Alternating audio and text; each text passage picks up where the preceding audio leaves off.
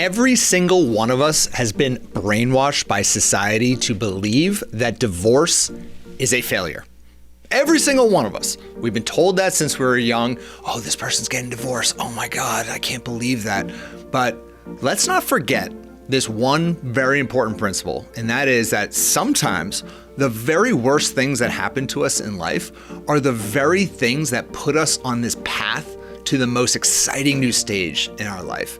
And that's what today's podcast is all about, is turning a divorce and feeling like it's a failure into the most incredible success story of your life. And we're gonna give you 5 secrets that you'll need to be successful moving forward in your love life.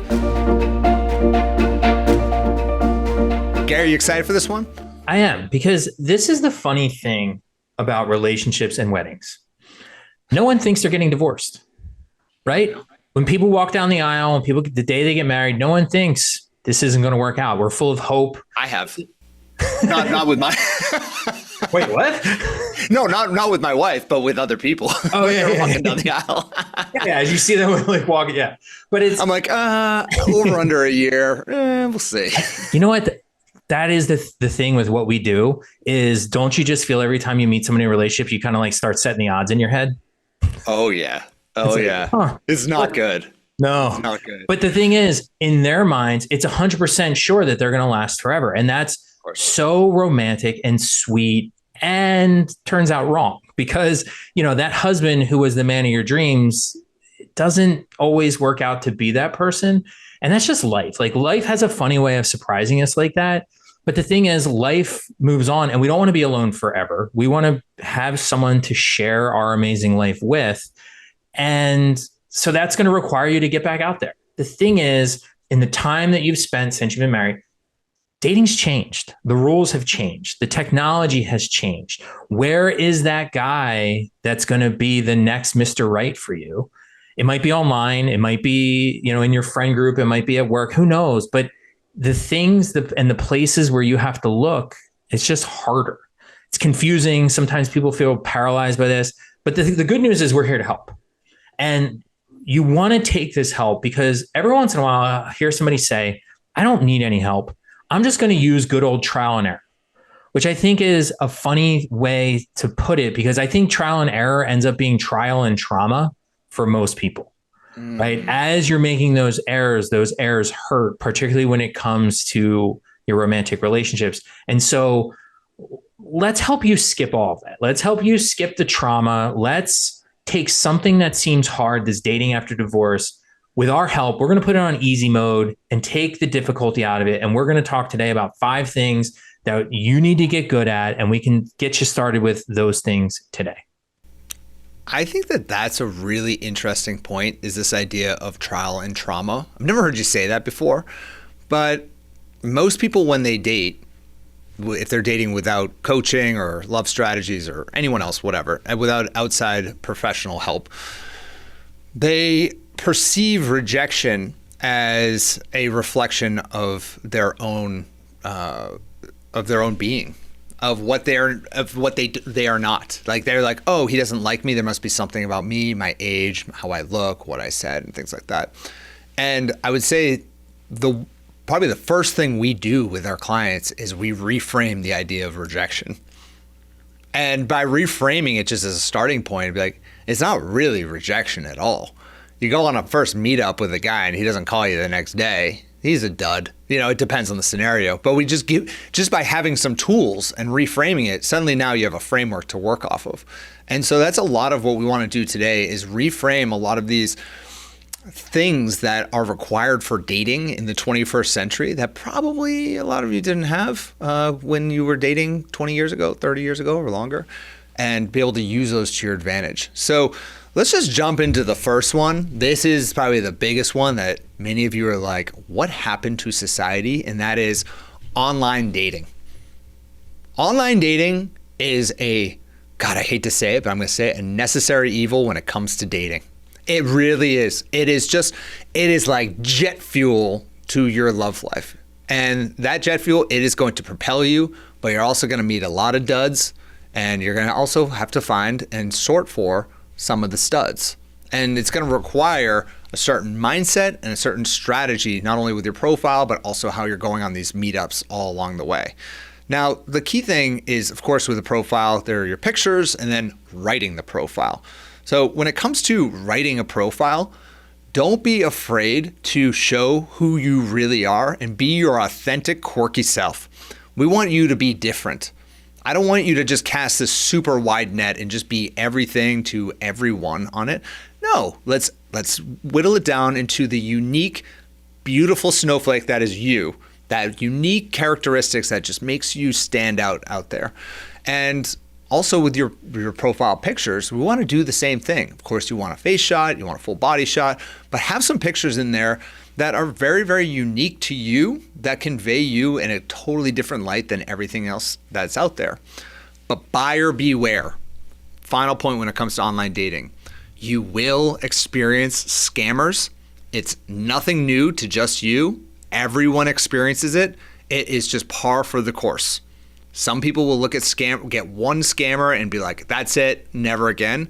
If you can just once again reframe that and be like, oh, this is just like a normal part of life. It's kind of like having a phone and you get your first scammer calling you on the phone. You're just like, oh, that's just a scammer. You're like, goodbye. It's not like you're going to stop using your phone. You know, you still have a cell phone. Scammers get you there. It's the same thing with online dating. You recognize a scammer, goodbye, block, delete, remove, moving on. So those are the big things you're going to really have to put some time in, put some energy into, and I promise you, if you do it with the right strategy and the right frame of mind, you will be successful. That is one definitely part of the entire strategy of dating right now. Oh my gosh, I love that analogy of the, scam phone calls that you get that you're not going to stop using the phone. Right. Because if it's so right, like every once in a while we'll get a client who says, I don't really like online dating. And then they encounter one person who's a little shady and they're like, see, I told you online dating is the worst. And it's like, well, I mean, some bad things happen on there, but they happen in real life too. And so like, let's not get too bent out of shape about this thing, right? Like yeah, you still use email, don't you? You know how many scams like come through email? Remember when email first came out, how many scammers there were? It's like, you're not gonna be like, well, I can't use it now to email my mom. No, it's like you use the tool for what it's good for, and there's always gonna be downsides of the tool. And that's why I call it a tool. Online dating is simply a tool to meet people offline. That's it. It's not for falling in love with the profile picture. You're not falling in love from online dating. You're falling in love when you meet a guy from online dating offline and go out with him a number of times. That's falling in love. Yeah. And, with this scammer thing, I think this is one of the biggest benefits of seeing all of the women in our community talking to each other and networking with each other and helping each other out, because sometimes these scammers are kind of hard to figure out if they're a scammer. And what they'll do is they post in the community and say, hey, I got this message from a guy who said blankety blank, blank, blank. Does this sound legit or does this sound like a scam? And you'll get like dozens and dozens of women like writing back, oh, I had the same message. Now, for sure it's a scammer, or no, it could be. And it's just, there are certain aspects of dating that you really, really benefit from having a connected community of wise people who've been there, who've been doing it a little bit. They've actually been dating, doing the exact same thing you are. And it just, our clients helping each other, particularly on this, it's just such a great thing to see.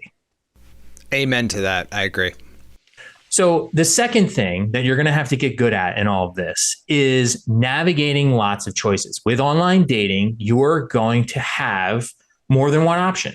And this is something that's going to be different perhaps than how you might have dated in the past. Before online dating, it was you dated the people that went to your high school, the people that you saw in your day-to-day life.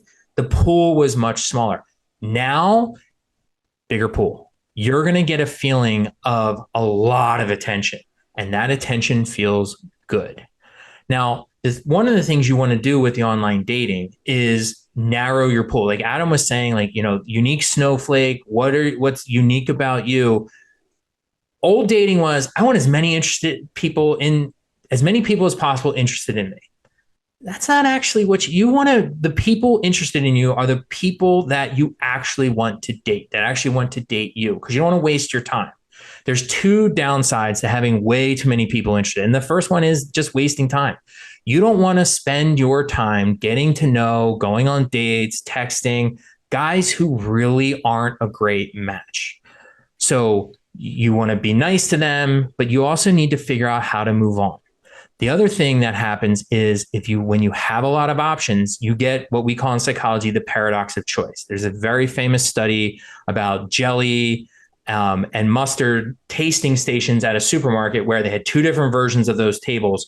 One had I want to say 10 different kinds of jelly. The other one had 30. The one with 30 got a lot more attention, just fewer people actually bought the jelly. Right. And so online dating is the same kind of thing. Like you have all these options. It can kind of encourage you, like, I'm going to find just a guy who's a little bit better on this one thing. And then maybe he's going to be a little bit better on this thing. And say, oh, now that I have him, maybe there's a guy who's even a little bit better than what I have already found. And you can just spin your wheels and date forever and not really get anywhere. So this is where some coaching, some strategy are going to be really helpful. You need to be intentional, you need to be strategic, and you need to be focused about how you're dealing with all these options. Yeah, I mean, if you're starting a business and you're going to start marketing that business, what a lot of amateur business people do is they try to market to everybody. They're like, I'll take any lead that comes through the door. Trust me. And what happens is as you grow the business, you're like, no, I want this specific prospect, exactly who I cater to and who I can help. That's all I want. And so you change all of your marketing to be very specific towards that one particular person. And if we can think of online dating as the same way, find your niche. Find, like, if you are a super intellectual type into politics and, you know, obviously very well educated, let's say you have your PhD in neuroscience, okay? If you're that kind of archetype, you're probably not going to go out with a guy who loves to go to wild weekend parties in Croatia, okay? Like, it's probably not going to be your thing. And so all of your marketing should cater to the type of guy that you probably want, which is someone who is on a similar intellectual playing field as you, and like lean into that. Lean into that pretty strong. Now you might say, well, some people get turned off by that persona. And I say, good. Right. Good. That's the point. We want to turn off some types of people. Like there's, for example, with me, when I was dating, my profile, like when I was online dating, it was all like extreme sports. I'm like really high energy. The weekends, I like to go out a lot. I love to go to concerts. I like to do a lot of stuff. You know who I'm trying to say no to? Homebodies. Not happening. Like, we're not going to work. Like, and that's okay. There's nothing wrong with that type of person. It's just like, I want to have a flashing red sign away from those people and a flashing green sign to the people who align with my own values. And so think of a lot of this as marketing when you're trying to get this and be very specific about who you're looking for. I'd rather 2 or 3 really good, let's just call them prospects in your dating life, than 100 that are just like all over the map. And this is so opposite to how people have dated for decades, right? It's like, who doesn't want to have 10 guys who are interested in them? Like, that just somehow feels better, but it's so inefficient and it's really not what you're looking for. So, you know, figuring out who's the person that's for you. There can be plenty of great people, those homebody people. If they're not for you, they don't attract them in the first place, right? Be more efficient, be more strategic. Definitely. Which I would say leads us to the third point, which is the one that I know so many of you are not going to like, because this is very different than how you probably dated in the 80s, 90s, or even early 2000s, okay? And that is highly recommending dating multiple people. Now, I want to be very clear about what I mean when I say dating. I would not recommend sleeping with multiple people at the same time, because that can create a lot of chaos and confusion. I don't judge on that front, but it's more, I don't recommend it because it's not really, that's maybe a topic for a whole other podcast. But I wouldn't recommend sleeping with multiple people at the same time. And I definitely wouldn't recommend being exclusive with more than one person at the same time, because now you're just a liar. What I mean by dating multiple people at the same time is talking to multiple guys at the same time as things progress. So you might have one guy in your life who you've gone out with 5 times, but it's not yet exclusive. That still means you, my beautiful lady, are still single. You're not exclusive with this guy. Exclusive is just an agreement between 2 people that you're not going to date other people. Until you've had that conversation, you're single. And that's okay. That's great. He probably is as well. That's the key to all of this is like modern dating, 21st century. If he's on the apps, he's probably going out with multiple women. And until it's exclusive, never assume that it's exclusive until you've had the conversation. And the thing is, for you, what I care about most is you, the women listening to this podcast. I want you to have the right types of options and have enough information on these various options to make the right decision about who to be exclusive with. You know, who you really want to invest all of your energy into. That's what it really is. And so that's the key here. For starters, this is going to help you see what's out there, how many guys are out there. It's going to be like, if you are divorced, the first guy you meet, you might be like, oh my God, there's a breath of fresh air. Like, I want that. Whoa. Before we do that, let's see what else is out there. It's going to also help you learn how to talk to different types of guys. It's going to work on our social skills. And it's also going to help you find some of those traits that you've never really even considered before. And I would say the most important of all of this is that you're going to learn all the guys that aren't your ex. Like, you're going to learn all about these types of guys that are not your ex and all their character qualities and what you really want moving forward in your love life. And I think that last one is really the most important one, because you got divorced from a guy. It's easy to fall into this trap of like, he's the guy you know best. So starting to think, oh gosh, all guys are like my ex. Every single man out there is lazy, unambitious, drinks too much, whatever. Any of those traits your ex had. But by going out and meeting multiple guys, you start to realize like, oh my gosh, all guys aren't the same. There are some guys who like to carry on a conversation. There are guys who like to do things other than watch Sports Center. Like, there's a whole world of all kinds of different guys. You just haven't met many yet, because even before you got married, you probably didn't date around that much.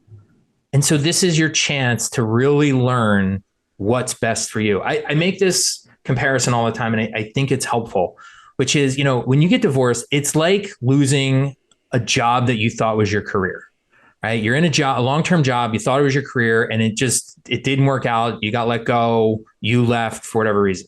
Now, when you're looking for your next career, your next job, are you going to apply to one place and go on one interview, see if that works out, and then go on to the next place and next? Absolutely not. You're going to submit. You shouldn't. I'm like, okay, like, we're not giving career advice, but that would be dumb, right? Like, so yeah. You're going to submit your resume to multiple places, and they're going to be slightly different. Some of them are going to be a little bit like your last one. Some of them are going to be purposely, intentionally different from your last one. You're going to submit all these things. Hopefully you go on interviews for all these things. Maybe you go on a second interview for a couple of them. You're not going to accept multiple positions, right? That would be like being exclusive, but you're just going to kind of see what's out there, and you can use an offer from one to help you make more sense of an offer from the other, compare and contrast. You're going to learn a ton from the interviewing process.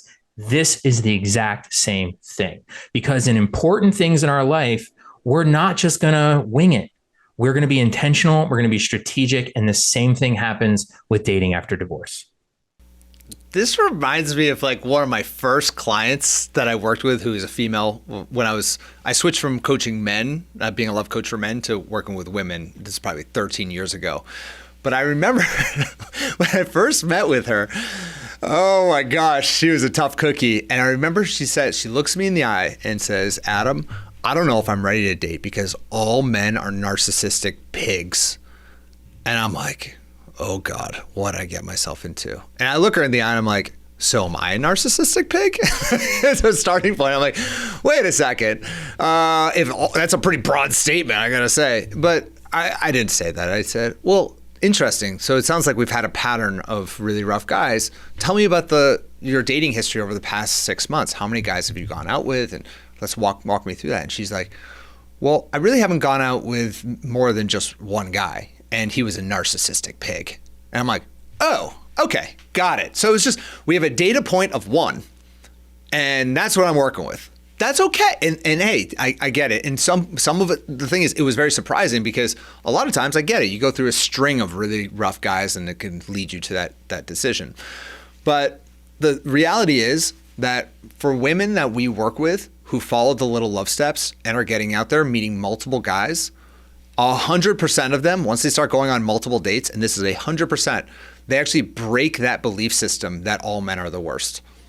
Because not all men are fit, that's for sure, but they will encounter some good guys through that process. And usually it's the majority of guys. And so you kind of have to experience that, because when you're coming out of divorce and your ex-husband was a narcissistic pig, guess what? All men are narcissistic pigs.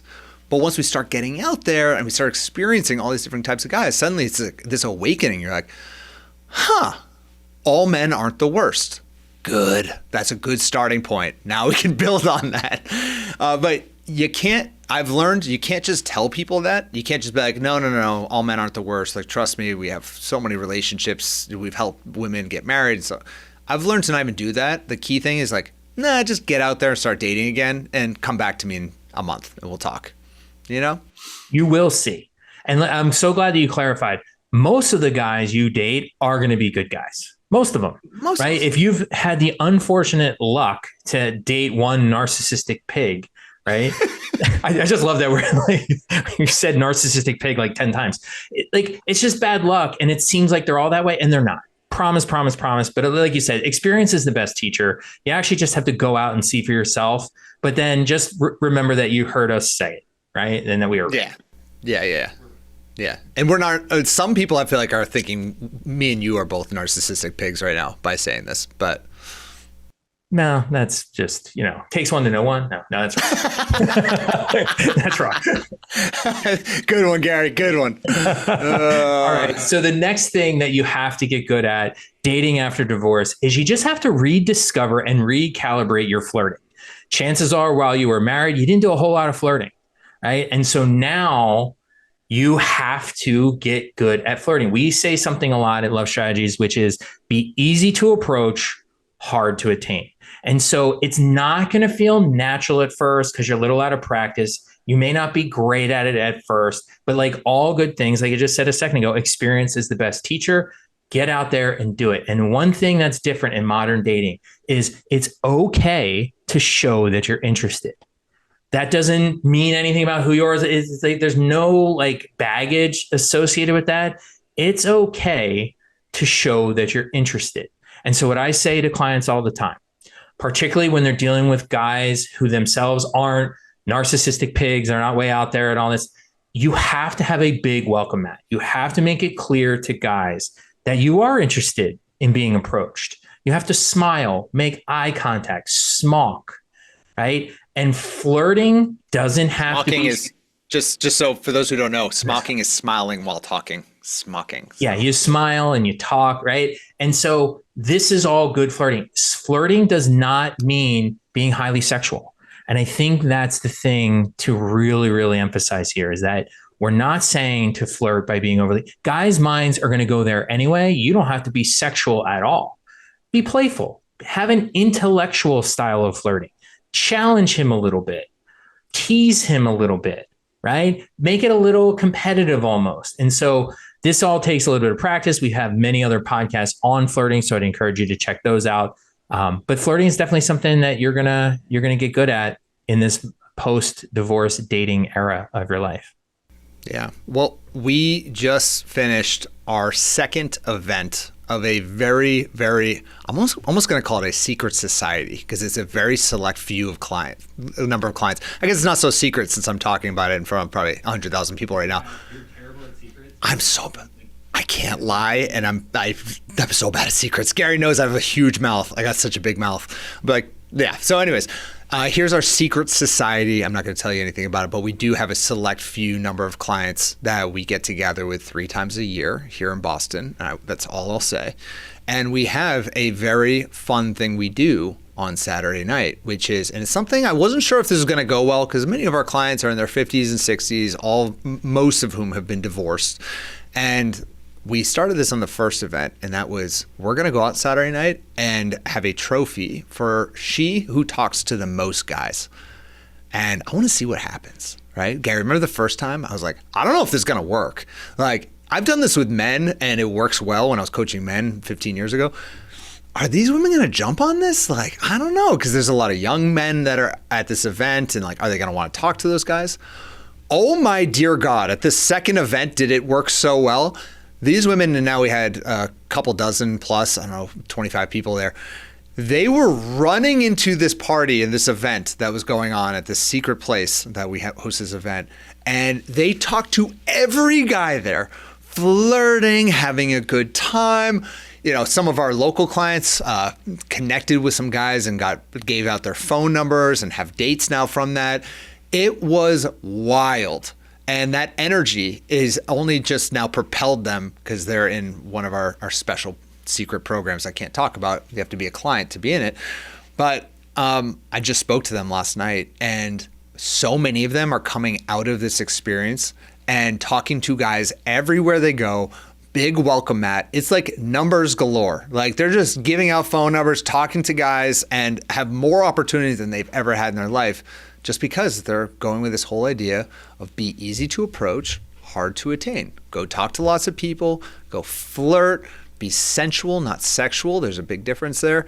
And have a little bit of fun. And I guarantee if you do that, it separates you from 99.9% of women out there who are all just trying to play hard to get. So that whole event, we could probably do a whole podcast just about that experience. The woman who won this last event spoke to 29 guys in a span of 3 hours, maybe. Yeah. And awesome. She was so good at it. And the great thing about it is we're there live. They go talk to guys, and then they'll come back and tell us like how it went, what they said, they could say, and then go, I want to go try again. And then I want to go try again. And what I love about that event, and so beautifully speaks to this point about recalibrating your flirting is a skill. And you got to go try something. You see how it goes. You kind of do a little post-game analysis, see what you could have done differently. And then you go try something else. And then you go try something else. And you go try something. And you get better and more comfortable. And by the end of that night, I'm not surprised that this thing serves as a launch pad for so many of our clients to really go out there and find love. Yeah, it almost works too well because many of our clients who are in relationships are like, ooh, flirting's so fun. I want to go back to that. We're like, no. Less flirting for you. Less flirty for you. Oh, man. But really, flirting is how we make it fun again. So that's the key to all of this. All right, so let's wrap it up with the final point of all of this is that when we're dating again after divorce, going through another breakup feels like hell. It's like once you go through divorce, you're like, I never want to repeat that experience ever again. I never want to go through a breakup. Oh my God, was that just the worst period of my life? But here's the reality of dating.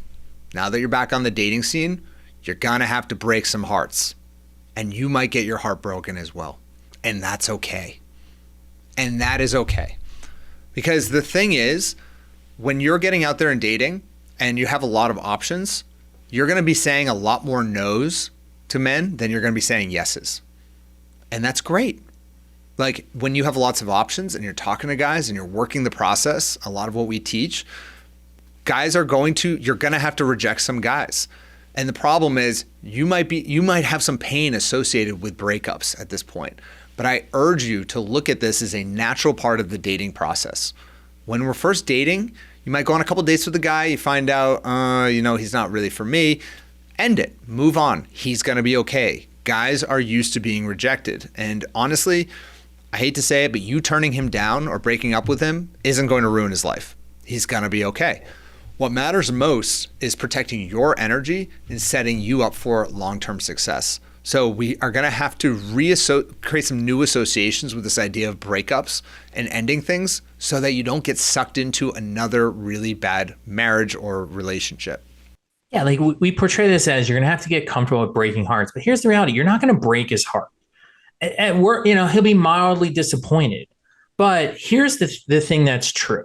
He doesn't want to be with someone who doesn't want to be with him. He might be a great guy. He probably is a great guy. He's just not your guy. And he wants to be with a woman who feels like he's their guy. And so this is why I always encourage our clients, you have to think about this. Give him the gift of goodbye. You tell him next, you move on, right? You're saying next in your head, not actually saying next to him, but it's like you're saying like, I feel like this isn't, a connection. I'm not feeling the kind of connection I'm looking for. Give him that gift of goodbye, because it's going to help you get closer to the person that is for you. It's also going to help him get closer to the person who's actually for him. And it expedites everything for everybody. Amen. So for all of you beautiful ladies right now who went through divorce and are ready to get out there, have a little bit of fun, get after it. Go do it. There's never going to be a moment where you're 100%, I'm totally ready for it. Just take those steps forward, get into online dating, flirt a little bit. You might break a couple hearts, but just have a little bit of fun. As we always say, if it's not fun, you're doing it wrong. So go out there, have a little bit of fun, enjoy yourself, and we can't wait to support you every single step of the way. Thanks, Gary. Appreciate it, man. Thanks, Adam.